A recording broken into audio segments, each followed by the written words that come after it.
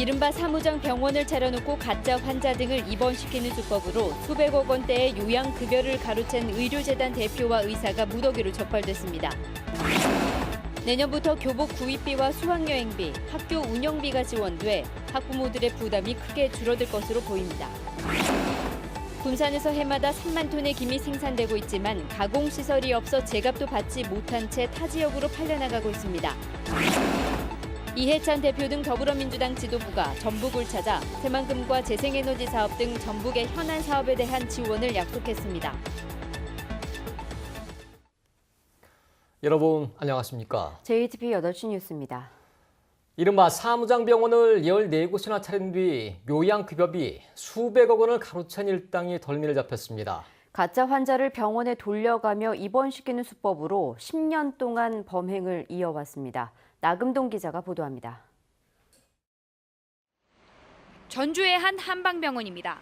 이틀 전까지만 해도 80여 명의 환자들이 있었지만 지금은 텅 비었습니다. 관련 서류를 조작해 세운 불법 의료재단의 이른바 사무장 병원인 사실이 들통났기 때문입니다. 이렇게 될 줄은 몰랐지. 그렇죠. 나도 몰랐어. 집에 얘기가 그러니까 답답하니까 나와서 지금 이런저런 얘기도 하고. 재단 대표 58살 A씨와 의사 56살 B씨 등 3명은 지난 10년 동안 이런 병원을 14곳이나 세웠습니다.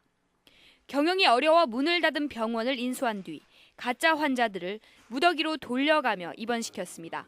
폐원된 병원을 주로 컨설팅을 회사를 상대로 해서 이렇게 매입을 해가지고 신용불량이 되었던 의사나 또 고령의 의사를 고용해가지고 허위 환자를 순위 입히하는 방법으로 해서 이 같은 수법으로 건강보험공단과 보험사로부터 가로챈 돈은 무려 236억 원.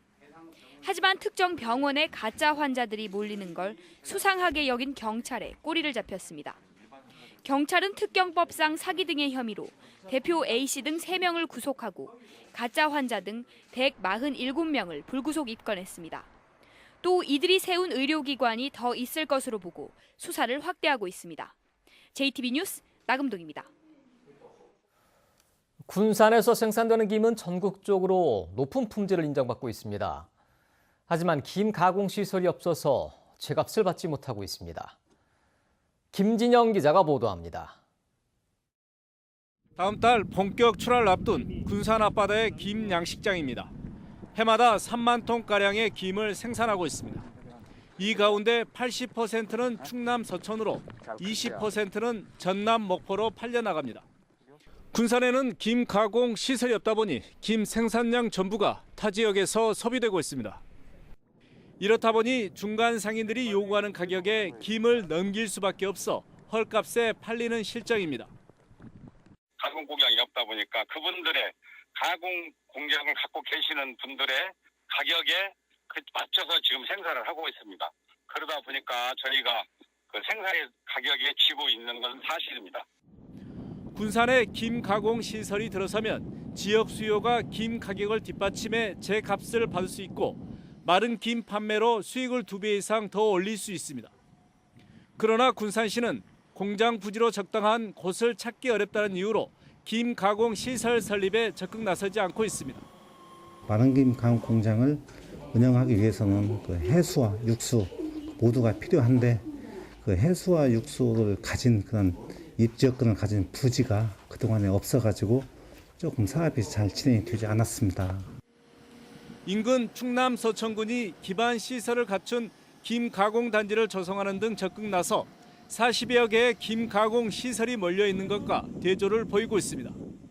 의도적과 계획적으로 단지화를 만들었어요. 공장이 기존에 분포도 많이 돼 있지만 또 공장 시설을 이렇게 갖추는 토지를 분 단위로 매입을 해서 정수했고요.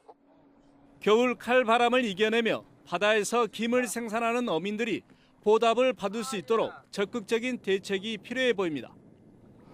JTBC 뉴스 김진영입니다. 내년부터 학부모의 경제적 부담이 많이 줄어들 것으로 보입니다. 고교 무상급식에 이어 학교 운영 지원비, 수학여행비, 교복 구입비 등이 지원되는데요. 전북교육청이 보편적 교육 복지를 위한 의미 있는 첫발을 내디뎠습니다. 조창현 기자의 보도입니다. 중고등학교 입학생을 둔 부모에게 30만 원가량인 교복값은 큰 부담입니다. 하지만 내년부터 이런 부담이 사라지게 됩니다. 교복 구입 지원 조례안이 도의회를 통과함에 따라 내년부터 학생당 30만 원의 금액이 지원됩니다. 도내 학생 3만 3천여 명이 혜택을 받을 것으로 보입니다. 교복 문제가 이제 비용도 비용이다 보니까 경제적인 부담이 가장 큰 건 사실이잖아요. 근데 내년부터 그렇게 혜택을 볼 수 있다고 하니까 너무너무 행복하고 주위 학부모님들도 너무너무 좋아하시죠. 지금까지 저소득층 학생에게만 지원되던 수학여행비도 초중고 모든 학생에게 지원됩니다. 고등학생 학비에 포함되어 있던 학교 운영 지원비도 내년부터 단계적으로 지원됩니다. 학생 1인당 5만 원꼴인데 내년에 고등학교 1학년을 시작으로 2021년에 모든 학생이 혜택을 받게 됩니다. 내년부터 한 해 200억 원이 넘는 예산이 새로운 교육 복지를 위해 쓰여집니다. 내년에는 정부 보조금이 늘어나서 예산 수급에 별 문제가 없지만 앞으로 좀 문제가 있을 수 있습니다. 그렇다면 불효불급한 예산을 줄여서라도 보편적 복지만큼은 실현할 수 있도록 최선을 다하겠습니다. 고교 무상급식에 이어 학교 운영 지원비, 교복 구입비 등이 지원되는 곳은 제주도에 이어 전라북도가 17개 시도 가운데 두 번째입니다. 정부가 내년 하반기부터 단계적인 고교 무상교육을 약속한 가운데 전북교육청이 먼저 보편적 교육 복지를 위한 의미 있는 발걸음을 시작했습니다. JTB 뉴스 조창현입니다. 더불어민주당 지도부가 전북을 방문해서 현안 사업에 대한 지원을 약속했습니다. 내년도 국가 예산안에 대한 국회 심의가 시작되기 때문에 민주당이 약속을 잘 지킬지 지켜볼 일입니다. 송창용 기자가 보도합니다. 더불어민주당 지도부가 전북을 찾았습니다. 특히 지난 8월 새만금 국제공항 대신 무안공항을 이용하면 된다고 말해 논란을 빚은 이해찬 대표가 취임 이후 처음으로 방문했습니다. 이 대표는 광주형 일자리에 빗대 군산형 일자리를 강조했습니다. 직장을 잃은 노동자들이 많기 때문에 그분들의 생계를 위해서도 좀 빨리 군산형 일자리를 좀 만들 필요가 있다고 생각이 들어서. 하지만 새만금 국제공항 등 다른 현안에 대해서는 언급하지 않았습니다. 반면 최고위원들과 주요 당직자들은 새만금과 재생에너지 사업 등에 대한 지원을 한 목소리로 약속했습니다. 새만금 국제공항 건설 사업을 비롯해서 새만금 산업단지 임대용지 조성, 또 새만금의 도로 자축 등 SOC 구축 사업들에 대해서 이 일들이 차질 없이 추진되도록 노력을 다하겠단 말입니다. 잼버리와 관련해서는 지금 특별법도 지금 국회에서 논의 중에 있고 전북도에서 계획하고 있는 것 당에서도 적극적으로 뒷받침하겠다 이런 말씀을 드리고요. 전라북도는 이들 현안과 함께 금융중심지 지정에 대한 지원을 당부했습니다. 선박 해양금융 중심이고 우리는 농생명 연금 중심의 금융 중심지다 이렇게 보시면 되기 때문에 같은 차원을 놓고 서로 견제를 하거나 이런 모습이 없었으면 좋겠다. 정부가 내년도 예산안에 반영한 전북 예산은 6조 5천억 원입니다. 전라북도는 국회 심의 단계에서 5천억 원 이상 증액되길 희망하고 있습니다. 또 탄소법과 연기금법, 잼버리법 등 주요 법안이 국회에서 통과되길 기대하고 있습니다. 전북 현안에 대한 지원을 약속한 민주당이 국회로 돌아가 그 약속을 지킬지 주목됩니다. JTB 뉴스 송창용입니다. 정부가 공공기관 채용 비리를 근절하기 위해 지난해에 이어 다시 실태 조사에 나섭니다. 전북의 경우 조사 대상은 전북개발공사와 전라북도 경제통상진흥원, 그리고 농업기술실용화재단과 태권도진흥재단 등 60여 곳입니다. 조사 범위는 지난해 특별 점검 이후 고용된 모든 신규 인력과 지난 5년간 정규직으로 전환된 비정규직 등입니다. 지난 1일 개통한 유치원 온라인 입학관리 시스템인 처음 학교로에 도내 사립유치원의 12%만 참여한 것으로 집계됐습니다. 전북교육청은 도내 사립유치원 169개 가운데 20개 유치원이 처음 학교로에 가입해 원화 모집에 나섰다고 밝혔습니다. 지난해 처음 학교로의 시스템이 처음 도입됐을 때는 도내 사립유치원 가운데 단 한 곳만 가입했습니다. 전북교육청은 처음 학교로 가입 여부에 따라 내년부터 유치원 재정 지원에 차등을 둘 계획입니다. 지난달 30일 출범한 새만금개발공사가 추진할 선도 사업인 새만금 수변도시는 전체 사업 면적에서 호수와 수로의 비율이 40%를 차지하게 될 것으로 보입니다. 또 도시 전반에 사물 인터넷과 인공지능 등 첨단 기술이 집약되고 관광객은 다양한 문화 공간에서 가상현실 VR과 증강현실 AR을 체험하게 됩니다.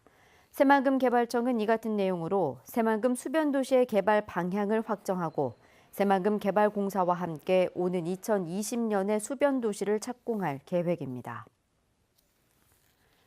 전북 전문건설협회 가족의 날 행사가 어제 도청 공연장에서 열렸습니다. 참석자들은 지역 경제 활성화를 위해 도내 건설공사 현장에서 지역업체의 시공 참여를 늘리는 한편 원도급과 하도급의 동반 성장을 위한 주계약자 공동도급 발주 활성화를 다짐했습니다. 또 안전사고 줄이기 강의를 들으면서 안전사고 예방의 중요성을 되새겼습니다. 국민연금공단이 어제 전주에서 공적연금 국제세미나를 열었습니다.